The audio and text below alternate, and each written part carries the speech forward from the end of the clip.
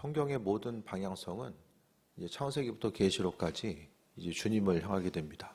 그리스도 예수 주님의 이름을 향하게 되는데, 우리가 기도하는 것도, 말씀 보는 것도, 예배에 참여하는 이 모든 것들도 다 결국 그리스도 예수 주님 때문에 행하는 거죠.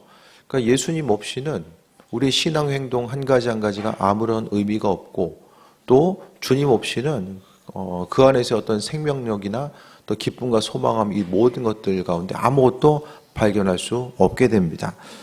그러니까 성경에서 강조하는 것이 그리스도 예수 주님의 이름이고, 또 우리의 삶에 있어서도 주인 되신 그분을 바라보는 삶을 살아가야 되는데, 그런데 우리가 좀 생각해 봐야 될 것은 우리의 인생 자체가 예수님이 없으면 삶에 있어서의 불편함을 느끼는가? 그러니까 우리가 하루하루 살면서, 그냥 오늘 하루를 살면서도 마찬가지입니다. 예수님 자신이 우리에게 있어서의 생명 되시고 은혜 충만함을 함께 하시는데, 어떻게 좀 불편함이 있으세요? 주님의 이름? 내가 오늘 하루를 삶에 있어서 예수님과 얼마나 연관된 삶을 살아가고 또 그분과의 관계성 가운데서 머물고 있었는가? 마치 우리가 물고기가 이제 물을 떠나서는 살 수 없다고 하잖아요. 근데 우리가 예수님을 떠나 있거나 그분에 대해서 생각하거나 또 그분께서 하실 것에 대한 기대함과 소망함 없이도 아무런 불편함 없이 만약에 인생을 살고 있다라고 한다면, 우리 신앙생활의 이 전체적인 방향성 자체를 다시 한번 돌아봐야만 합니다. 그래서 말씀은 계속해서 예수님이 생명임을 이야기하고 있는데, 그 생명 되신 주님에 대해서 인식하고 바라보고 또 그분의 도우심을 기대하면서 삶을 살아가야 되는데, 그것 없이도 그냥 아무런 불편함 없이 산다고 한다면 우리 신앙의 여정 자체가 또 많은 부분 혹시 고장나 있는 것이 아닌가를 좀 돌아봐야 됩니다. 그래서 무엇보다도 믿음의 본질, 그러니까 예수님에 대해서 교회에 와서만 듣는 것이 아니라 교회 밖에서 머무르고 존재하는 그 수많은 시간 동안 내 인생 가운데 정말 예수님이 왜 필요한지, 그분이 없으면 우리가 정말로 삶을 살아갈 수 없는 것인가에 대해서 깊이 인식하고 우리가 마음의 중심을 돌아봐야 됩니다. 그러니까 예수님은요, 그냥 있으나마나한 존재, 있으면 좋고 없으면 안 되는, 그냥 없으면 좀 불편한 존재가 아니라 성경 가운데서 예수님은 생명이라고 분명하게 말씀합니다. 그분은 우리에게 생명 되셔서, 그러니까 예수님을 믿고 안 믿고는 뭐냐면요, 살아있는 사람과 죽은 사람으로 나뉘는 것으로 이야기하거든요. 그러니까 하나님 보시기에 우리가 생명을 가지고 있다는 것은 육신적인 생명이 있고 없고 그거 중요한 것이 아니라, 살아있을 다 동일하게 살아있는 존재가 아니라 그 마음속에 그리스도 예수 주님에 대한 갈급함이 있고, 또 그분과의 관계성 가운데서 또 기쁨과 소망함을 누리고자 하는 그 한 사람 한 사람이 바로 살아있는 사람으로서 주님께서 여겨주심을 말씀합니다. 16절에 하나님이 세상을 사랑하사 독생자를 주셨으니 이를 그를 믿는 자마다 멸망하지 않고 영생을 얻게 하려 하심이라. 이 세상 자체, 사람이 죄로 인하여서 욕심에 의해서 계속해서 파괴하고 있는데, 그럼에도 불구하고 하나님은 파괴된 세상에 대해서 포기하지 아니하시고 영원한 생명으로 우리를 살리시고자 예수님을 우리에게 보내주셨다는 것을 말씀합니다. 그러니까 죄가 있음에도 불구하고, 좀 망가졌음에도 불구하고 하나님께서 살리고자 하시는 이유는 무엇입니까? 그분이 어떻게 하신 거예요? 예수님 자신이 어떤 분이세요? 그러니까 하나님께서 이 세상을 창조하셨기 때문에 그리스도 예수를 통해서 우리를 살리시기로 마음 먹으셨다는 것을 말씀합니다. 그래서 그를 믿는 자마다 멸망하지 않고 영생을 얻게 하신다. 그런데 오늘 본문 가운데서요, 멸망이 나오고요, 계속해서 이 심판이 상대적으로 이야기가 계속 나와요. 그러니까 우리가 잊지 말아야 될 것은, 하루하루 우리가 이 땅을 얼마나 좀 쉽고 편안한 가운데 삶을 살아갈 것인가를 또 많은 부분 생각하잖아요. 근데 죽음 이후에 영원한 심판이 있다는 사실에 대해서 많이 생각을 하지 못하며 살아갑니다. 심판 자체를 가볍게 여겨요. 그러니까 우리가 정말 주님과의 친밀한 삶, 이 교회 안에 있다고 해서 다 온전한 신앙인이 아니잖아요.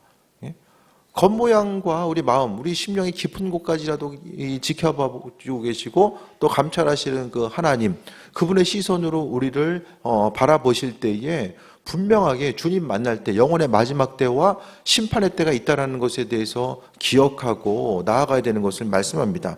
그러니까 예수님을 주셨는데 그 예수님을 주신 것을 심판받지 않게끔 하기 위해서, 우리로 하여금 영원한 사망에 이르지 않게끔 하시기 위해서 우리 한 사람 한 사람을 불러주셨다는 것. 하나님은 공의 하나님이시기도 하시잖아요. 사랑과 은혜와 은총이 많으신데 그 사랑의 또 이면에는 공의가 있어요. 하나님은 공의로우시고 정의로우신 분. 죄를 가볍게 여기지 아니하시고 죄에 대해서 책임을 물으시고 또 우리에게 의와 진리로서 함께 하시는 그분을 말씀합니다.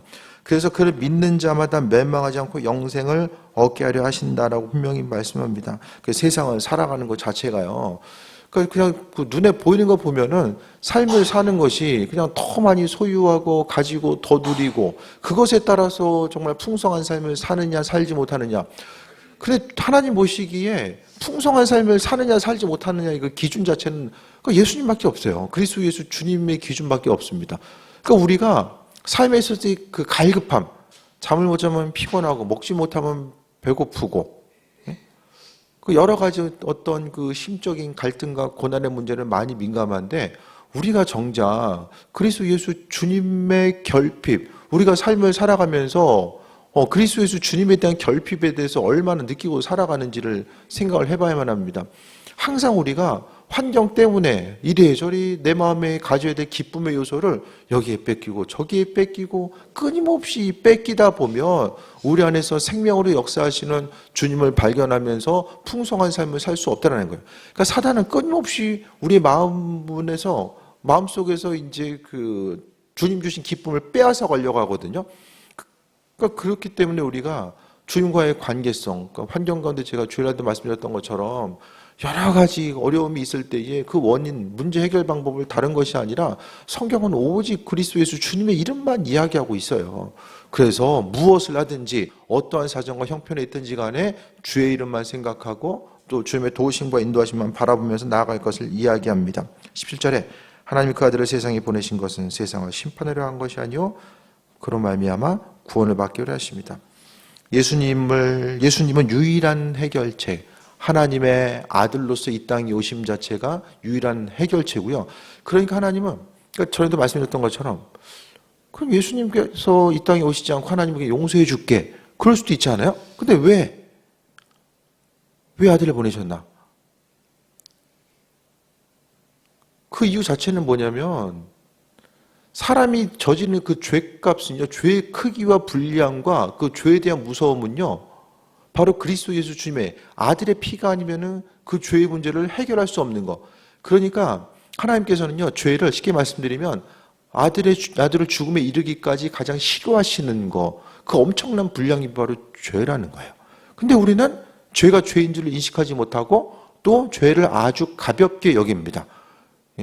그렇게 하다 보니까 사람이 죄 짓는 건요, 대부분 순간적인 욕심에 의해서 죄를 짓고 삶을 살아가게 돼요. 그래서 욕심 부리면 죄 짓게 되고요. 끊임없이 나 자신에 대해서는 너그럽고 관대한데 다른 사람에 대해서는 그러지 못하는 거. 그러니까 여러 가지 상황을 생각했을 때에 죄의 문제를 이야기하고 있고 죄는 결국 심판으로 나아간다. 그 지옥은 영원한 심판은 원래 사단을 위해서 묻혀야 되는 사단을 위해서 준비된 곳이잖아요. 그런데 사단이 하는 일들을 행하다 보니까 하나님도 그 영원한 사망으로 사람들을 이제 사람이 하나님의 법이잖아요. 죄의 권세 가운데서 사망이 있다는 것은 하나님이 만들어 오신 법이에요. 말씀을 통해서 만들어 놓은 법이라는 거예요. 그래서 하나님 뜻대로 행하심에 있어서 마음대로 이리저리 왔다 갔다 하시는 분이 아니라 이 말씀이라고 하는 그분께서 우리에게 허락하신 이 말씀의 기준과 토대 가운데서 행하시는 거죠. 그래서 심판을 말씀하고 있는데 우리가 그 구원을 받음에 있어서도요. 그 맨 마지막에 이제 예수님 십자가에 달리실 때 오른편에 있었던 강도처럼 그런 구원 받으면 안 되잖아요. 간신히 그냥 심판만 면하는 그런 구원. 그런 구원은 뭐가 문제입니까? 상급이 없어요. 하나님 나라에서. 성경은 심판이라는 건요, 죄진 사람이 지옥 가는 것도 있지만은 의를 행하는 사람들이 하나님께서 허락하신 상급을 이야기하거든요. 이 세상을 살아감에 있어서 우리가 수고하고 노력한 거, 몸된 재단을 위해서 수고하고 헌신하고 몸을 움직이고 예물 드리고 열정을 다해서 움직인 이 모든 것들, 하나님께서 허락하신 은혜와 상급이 있는데 그 가운데서 우리가 이 땅에서 누리지 못한다고 할지라도 하나님께서 분명히 주신다라고 말씀하고 있잖아요. 그러니까 우리가 잊지 말아야 될 것은 하나님께서 허락하신 은혜 가운데 간신히 그냥 그 죄 가운데 있다가 그냥 간신히 부끄럽게 구원만 받는 이 땅에서도요, 신앙생활을 하지만 그리스도 예수 주님에 대한 그 믿음이 있다라고 하지만은 어떤 삶을 살아감에 있어서 내가 내 인생을 살아감에 있어서 세상 가운데 기쁨과 평안함을 누리고, 근데 그 기쁨과 평안함이 그리스도 예수 주님과는 아무런 상관이 없음으로 인하여서 교회는 왔다 갔다 하지만 하나님 보시기에 아무나 상급이 없는 경우들이 분명하게 존재한다는 것을 잊지 말아야만 합니다. 그래서 우리가 삶을 살아감에 있어서 하나님은요, 우리가 부끄러운 구원이나 영원한 사망이나 심판에 이르는 것에 대해서 원치 않으셨습니다. 그러니까 우리가 하나님 나라에 들어가는 것, 그 유일한 기준과 근거는 예수님이라는 거예요. 그러니까 만약에 근데 서두에 제가 질문 드렸던 것처럼 인생 살아감에 있어서 주님의 이름에 대해서 별로 기억됨도 없고 예수님 자신이 내가 삶을 살아감에 있어서 그분 아니더라도 아무런 불편함도 느끼지 못하고 그냥 문제 생겼을 때의 문제를 해결하기 위한 수단과 방법으로서 예수님의 이름만 사용하기 원한다라고 한다면 그 예수님이 주인이 아닌 거죠. 그러니까 우리가 생각했던 것보다 이 죽음 이후에 뜻하지 않은 이런 심판의 때를 경험할 수도 있다라는 거예요. 그래서 우리가 이 땅 가운데서 마지막 때가 되면 될수록 이 근신하고 깨어 있으라고 말씀하고 있잖아요. 깨어서 하나님의 선하신 뜻과 인도하심을 바라봐야 되는 그 사명 자체를 감당해야 됩니다. 그래서 믿는 자로서 우리가 항상 보여지는 것 바라보면서 눌리는 삶이 아니라 내 인생에 있어서 소망은 무엇입니까?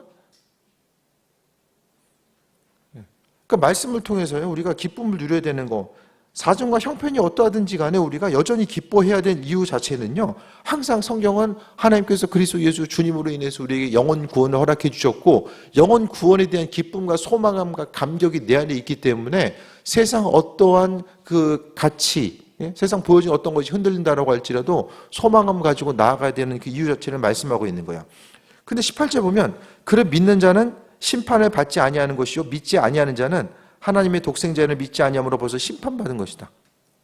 예수님 안 믿는 사람이 이미 심판받은 거래요. 이미 심판받은 존재. 그런데 그리스도 예수를 믿음으로 해서 심판으로부터 벗어나서 영원한 생명으로 이룰 수 있게 되는데, 근데 믿지 않는 사람들은 모르잖아요. 스스로 심판받은 존재라는 것에 대해서 모르고 하나님의 인도하심. 그러니까 예수님 믿기 전에요, 예수님 믿게 되는 것은 그 여러 가지가 있겠지만 중요한 것이 나 자신이 죄인됨에 대해서 인정하는 사람들은 스스로 그리스도가 왜 필요한지를 깨달아 알게 되고 내 인생에 그리스도 예수 주님이 아니면 여전한 죄인일 수밖에 없고 이 껍데기에 지나지 않는다라는 사실에 대해서 인식하고 나아가는 거죠. 교회에서도 이제 한 분이 지난주도 그런 얘기 하시더라고요. 예수님 믿기 전에는 내가 뭐 죄진 것도 아니고 뭐 법을 어긴 것도 아니고 죄인이라는 생각을 전혀 한 번도 해본 적이 없는데 예수님 믿고 나서 내 인생이 죄인이라는 것 자체가 깨닫게 됐다라는 거예요.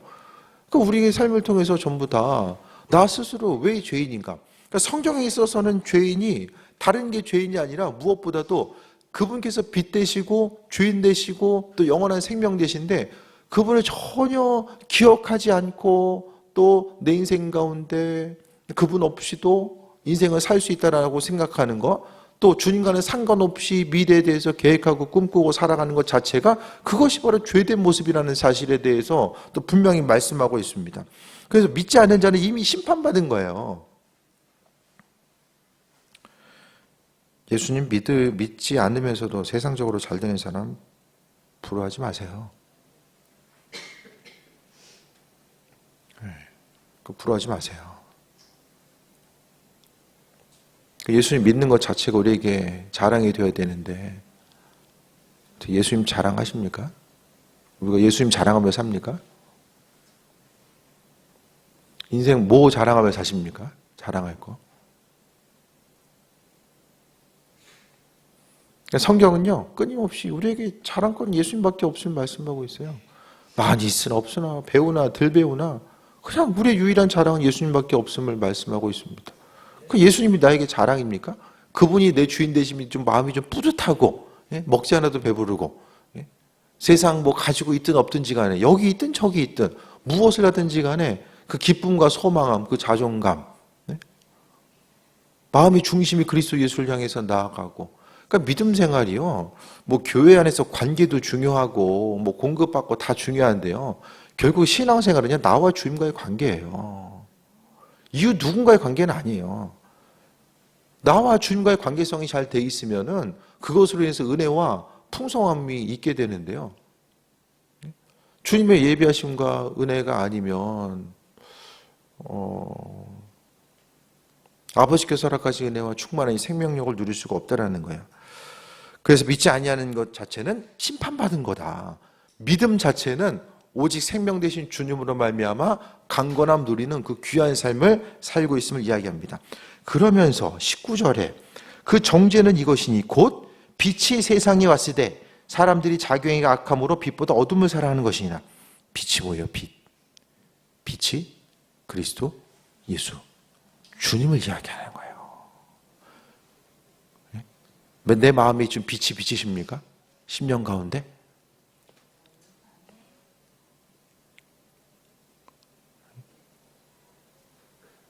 주님께서 지금까지 베풀어 주신 은혜, 베풀어 주신 은혜. 그러니까 이 시간 우리가 모여서 예배하는 것도요, 시간 되기 때문에 가서 예배 드리는 것하고, 빛 대신 주님이 이 땅에 오셔서 부족한 죄인 구원하시고, 부족함에도 불구하고 여전히 사명의 자리, 사역의 자리에서 허락하시고, 은혜로 함께 하시는 거. 예배 가운데 우리가 참여하는 것도 마찬가지잖아요. 예배에 참여하고 찬양으로 영광 돌리고. 말씀을 전하는 이나, 악기를 통해서 주님께 영광 돌리는 이들이나, 그게 다 상급이잖아요. 주님 보시기에 상급. 하나님 나라에서 온전히 예배가 올려졌을 때에 천사들이 악기를 통해서 하나님께 영광 돌리고, 이곳이, 우리가 모인 이곳이 하나님 나라에 대한 하나의 예표하는 곳이고, 이 마음의 중심. 그래서 주님을 향한 기쁨과 이 감사와 믿음의 고백이 있기 때문에 이 예배의 자리에 나와서도 많이 모이든 덜 모이든 간에 하나님께서 하실 것에 대한 소망함과 기대함을 가지고 나아가고, 빛 대신 예수님께서 내 안에 있기 때문에 기쁨이 생기고, 그 은혜에 대한 감사와 감격, 그 오늘 하루를 살아감에 있어서의 어떤 감사의 제목들, 지금까지 함께 하신 것들에 대해서 감사함을.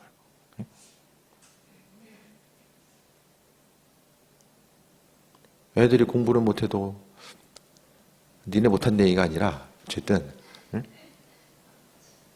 자녀 문제로 해서 고통받는 가정이 얼마나 많은데요. 그래도 감사하게도 아침에 학교들은 또 가주시니까 또 얼마나 감사해. 여러 가지를 생각했을 때에 작은 것 한 가지라도 그냥 맨날 이렇게 마땅히 우리가 마땅히 여기는 것들 하지만 하나님 보시기에 감사의 제목들로 허락하여 주시고 은혜로 함께 하신 것들에 대해서 감사하면서 주님께 영광 돌리는 것. 그래서 예배의 자리도요, 기쁨이 있고, 그러니까 예수님과의 그 관계성 기쁨이 있기 때문에 교회 와서도 주님에 대해서 생각하고 함께 더 집중해서 주님께 예배하고, 기도하는 것도 창조주 하나님께서 우리의 기도 소리를 들으시고 함께 하신다라는 거.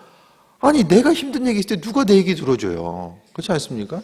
하지만 주님께서는 끊임없이 듣고 계시고, 내가 기도하는 기도 제목들을 하나님께서 응답하신다는 소망함. 그래서 우리의 기도 제목은 항상 문제에 집중하기보다는 그 가운데서 일하시는 주님에 대해서 바라보고 영광 돌리는 그 귀한 삶을 살아가는 것에 대해서 말씀하고 있어요. 그래서 근데 이제 행위가 악한 사람은 어떻게 해요? 빛보다 어둠을 더 사랑한다. 죄를 더 사랑하고 죄 짓는 거 좋아하고. 그러니까 사람이 내 인생의 각자의 인생을 좀 돌아봤을 때 내 인생의 빛깔은 어떤 빛깔일까? 어떤 푸른 색깔도 있을 것이고, 스스로 나를 빛으로 생각했을 때에 살짝 이렇게 남색이나 막 검은색 위주로 막 이렇게 될 수도 있고, 그러니까 뭔가 좀 내 마음에 좀 어두움이 있고 눌림이 있다라고 한다면 정말 빛 대신 예수님께서 내 안에 계심으로 인하여서 내 사정과 형편, 그러니까 우리가 사도 바울도 이제는 내가 사는 것이 아니요 내 안에 오직 그리스도 예수 주님이 사는 것임을 또 갈라디아서를 통해서 고백하고 있잖아요. 그러니까 나는 뭐 성향이 그렇고 성격 기질이 이렇기 때문에 이렇게 살아, 그것이 아니라 내가 왜 내 성향과 기질이 아니라 예수님께서 내 안에 계시기 때문에 그분께서 공급하신 은혜로 살아가는 거예요. 주님 없으면은 항상 우리 심령은 어둠 가운데 이제 가깝게 되고요. 근심하고 걱정하고 사람 판단하고 그 안에서의 감사를 잃어버리고 그냥 불평하는 사람은 계속 불평하거든요. 어두운 기질 자체가 계속 끊임없이 불평이에요. 불평하는 사람의 특징은 감사를 잃어버립니다. 주기보다는 받는 데 익숙하고 이 감사를 잃어버린 이들의 대표적인 특징이에요. 그래서 우리가 좀 더 빛 가운데로 나아가고 기쁨과 소망 가운데 나아가기 위해서는 내 안에 있어서 이 힘들면 힘들수록 더 주변을 향해서 흘려보내야 되고, 내가 힘들기 때문에 계속해서 받기만 하는 것이 아니라 힘들수록 흘려보냄을 통해서 그것이 또 마중물이 되어서 하나님께서 허락하신 은혜와 충만함을 우리가 또 소유하고 나아가는, 이게 하나님의 방법이고 법칙이거든요. 그러니까 나는 할 수 없지만 빛 대신 예수님이 내 안에 계시기 때문에 이것 한 가지 한 가지 무엇이든지 주님 원하신 일들을 내가 할 수 없는 그 일들을 행할 수 있게 되는 거예요. 근데 그게 아니면 우리는 어둠을 사랑하는 자, 주님이 없으면 우리는 맨날 죄 짓고 그 죄 때문에 죄값 치러야 되고 이 어둠에 거할 수밖에 없는 우리들. 하지만 주님께서 원래 사랑으로 인도하시고 함께 하신 거예요. 20절에 악을 행하는 자마다 빛을 미워하며 빛을 오지 아니하나니, 악을 행하는 자마다 빛, 주님을 미워하고 주님께 나아가지 않고, 왜냐? 마음에 죄책감이 있으니까 주님께 나아갈 수가 없는 거예요. 그러니까 내 안에 코드가, 예수님 계시면 예수님과 이렇게 코드를 맞춰가지고 가게 되는데, 내 안에 죄의 본성이 강하게 나타나면요, 이 죄와 맞는 코드를 쉽게 이야기하면 주파수를 맞춰가는 거예요. 이 죄의 주파수가 만든 거. 다른 사람 험담하는 것도 멀쩡한 사람, 그 기쁨과 감사가 넘치는 사람하고 험담하지 않거든요.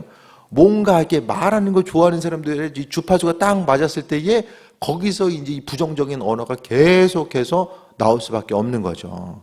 그래서 우리가요, 빛으로 나아가야 되는, 예수님께 나아가야 되는데, 빛으로 나아가지 않는, 예수님께 나아가지 않는 이유는 행위가 드러날까봐, 내 마음속에 죄된 것이 드러날까봐 나아가지 않는다라고 이야기합니다.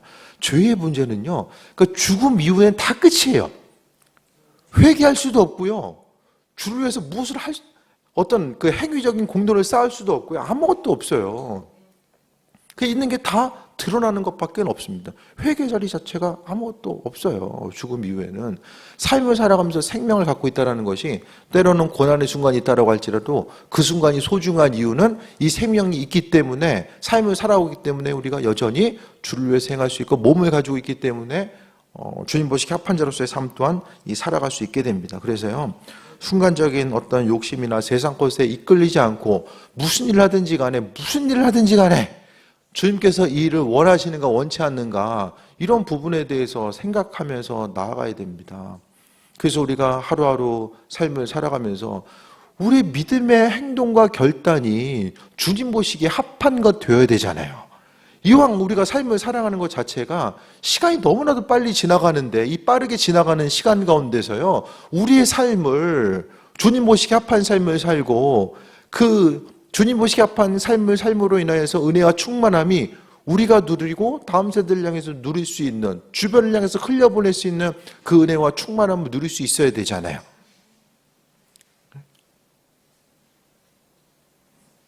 근데 우리가 항상 아버지만 무슨 일을 하든지 간에 죄에 이끌려서, 욕심에 이끌려서 삶을 살다 보면 그 또 죄와 욕심에 대한 결과치가 이제 계속해서 흘러올 수밖에 없어요. 어쨌든 이제 이한희 목사님이 이제 세미나를 열어줘가지고 어떤 사역적인 부분 같이 좀 공유하고, 또 이제 좀 서로 이제 또 기도해주고 이런 시간 갖고 이제 오는데, 또 이제 한 친구 목사님이 또 전화를 받았는데, 그 이제 중직자 한 분이 이제 좀 교회 안에서 다단계를 했다라는 소문 자체가, 이게 돈을 얼마 넣으면 이제 또 얼마 받고 요렇게 이제 됐나 봐요. 그래서 이제 진짜 이제 중직자였던 거죠. 그러니까 좀 그런 일이 생기면 참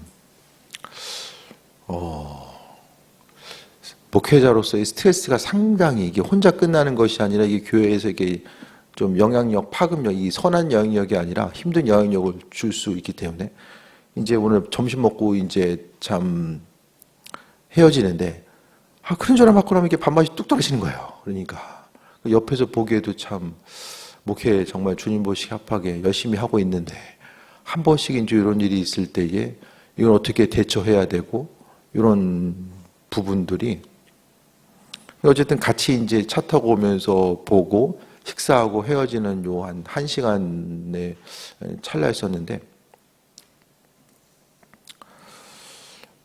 어쨌든 옆에 보면서도 제가 마음이 너무 안 좋은 거예요. 교회의 직분자로서 정말 담임자의 신뢰를 받고 있고 교회의 한 축을 담당하는 이로서 교회의 공동체를 생각하고 정말 좀 담임자가 몸이 상하기까지 그 교회를 향해서 충성하고 한 영혼을 살리기 위해서 힘쓰는 것에 대해서 누구보다도 더 잘 알고 있는, 그러니까 어쨌든 이 사람에 대한 그런 어려움들 조금 욕심 내려놓고 좀 전체를 바라보면서 나아갔으면, 그 순간의 선택인데 그 한 번의 선택을 통해서 또 여러 가지 이제 교회에서의 또 신경 쓰고 수습해야 될 이런 과정들 자체가 계속해서 이어지는 이런 상황들. 그러니까 앞으로는 어떻게 풀어갈지는 모르겠지만은 조금 더 한 마음과 한 뜻이 되어서 나아가야 되는데, 그러니까 왜 이 말씀드리냐면은 어떤 문제와 고난의 모습이요, 어떤 죄된 모습, 뭐 그게 죄다 아니다, 뭐 다르게 얘기할 수도 있겠지만은 어쨌든 뭔가 교회 가운데, 교회 전체적인 공동체 가운데 부담을 줄 수 있고 어려움을 줄 수 있는 일들이 또 언젠가 또 드러날 수밖에 없거든요.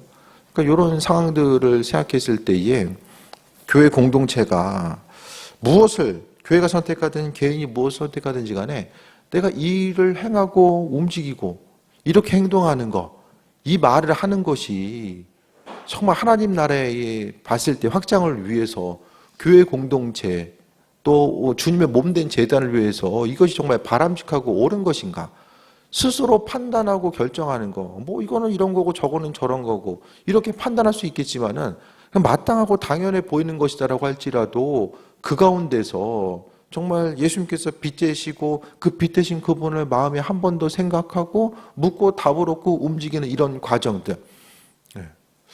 그러니까 우리가요, 기도하고자 했을 때에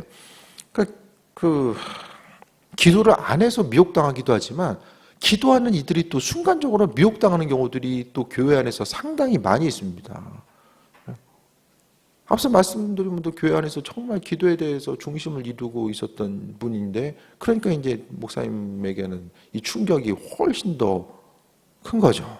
사람을 세우고 나아가야 되는 과정 가운데서. 그러니까 도대체 기도함에 있어서도 뭘 위해서 기도해야 되는가? 기도함에 있어서 기도를 한다라는 거, 그것이 무슨 목적을 가지고 내 문제 붙들고 나아가고 그것이 아니라 전체적인 하나님 나라라고 하는 거, 또 그분이 이 땅 가운데 행하실 것에 대한 소망함과 기대함, 단순히 그냥 어떤 일을 효율적이고 합리적으로 행하는 그것을 넘어서서 정말 예수님이 온 인류를 구원하기 위해 오신 그 빛 되시고 내가 빛이신 그분과 이 주파수를 맞추고, 기도하는 것도 그렇고 다 주님과 주파수를 맞추는 거잖아요. 그것을 통해서 주파수를 맞추다 보면 뭐가 나타납니까? 주님의 세밀한 음성 자체가 우리의 심령 가운데 들리게 되고 아버지께서 하실 것에 대한 그 기대함과 소망감 가지고 우리가 나아가게 되는 거죠. 그래서 우리가 믿는 자로서 항상 주님께서 마음에 감동 따라서 주시는 것들, 은혜와 충만함으로 행하기 원하시는 것들이 무엇인지를 바라보고 우리의 행위가 드러날까 봐 두려워하는 것이 아니라 우리의 모든 행동 자체가 주님 보시기 기쁨이 되는 삶. 그러니까 결국 그것만 남아요. 주님께서 허락하신, 주님께서 기억하신 우리의 행위만 남는다니까요. 내가 생각하기에 뭐 이것은 옳고 그렇고 그것이 아니라 아버지께서 인정하시는 믿음, 아버지께서 인정하시는 입술의 고백. 성경은 말이 영이다라고 합니다. 말이 영입니다. 그러니까 말은 그냥 하고 지나가는 것이 아니라 말 자체는 영적인 파워와 능력이 있어요. 하나님께서 말로 세상을 창조하셨잖아요. 그래서 입술의 고백 자체가 날마다 감사와 주께 영광 돌리는 거. 힘들고 어렵다는 얘기, 저 사람 왜 저럴까?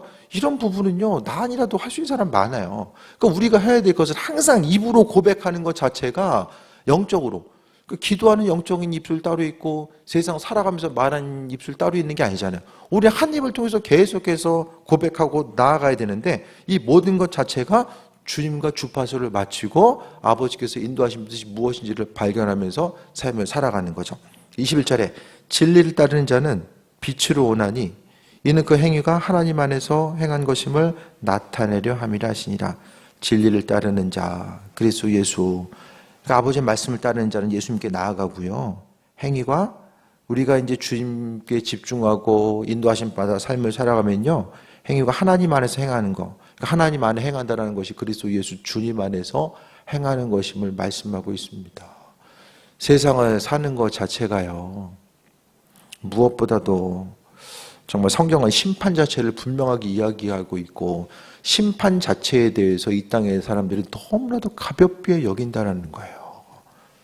가볍게 여기니까 심지어 신앙인들조차도 이 심판 자체를 너무나도 가볍게 여기고 또 은혜의 상급을 받는 것 자체도 그냥 나는 교회 다니니까 뭐 상급이 있겠지. 우리에게 있어서 교회에 나오게 되는 거, 그러니까 몸만 왔다 갔다 하는 것이 아니라 그 가운데서 정말 내 안에서 영원한 생명 되신 주님에 대해서 바라보고 나아가고, 그래서 무엇보다도 도대체 예수님 없는 내 인생 자체가 뭘까를 생각해 보고 주님 없이도 그냥 인생 그럭저럭 아무런 불편함 없이 생활하고 있다고 한다면 그럼 내 안에 있어서의 주님의 존재는 무엇인가? 정말 그리스도인, 주님의 사랑과 그 성령 충만함이 내 안에 있음에 대해서 믿음으로 고백하는 삶을 살고 있다고 한다면 이 주님과의 관계성 자체가 내 안에서의 어떤 이 결핍의 문제가 나타났을 때에 결핍되는지도 모르고 결핍 이후에 나타나는 문제들이 왜 문제가 되는지도 모르면서 살아가는, 이것이 영적인 무감각이고 지혜와 어떤 하나님 허락하신 은혜와 충만함을 누리지 못하면서 삶을 살아가는 거죠. 그래서 다시 서두로 이야기하면 16절 보면 세상을 사랑하셔서 독생자를 주셨다. 우리 한 사람 한 사람을 사랑하셔서 그리스도 예수 주님을 주셨다는 거예요. 그래서 무엇보다도 믿음 생활이 무엇인가? 주님께 집중하는 거.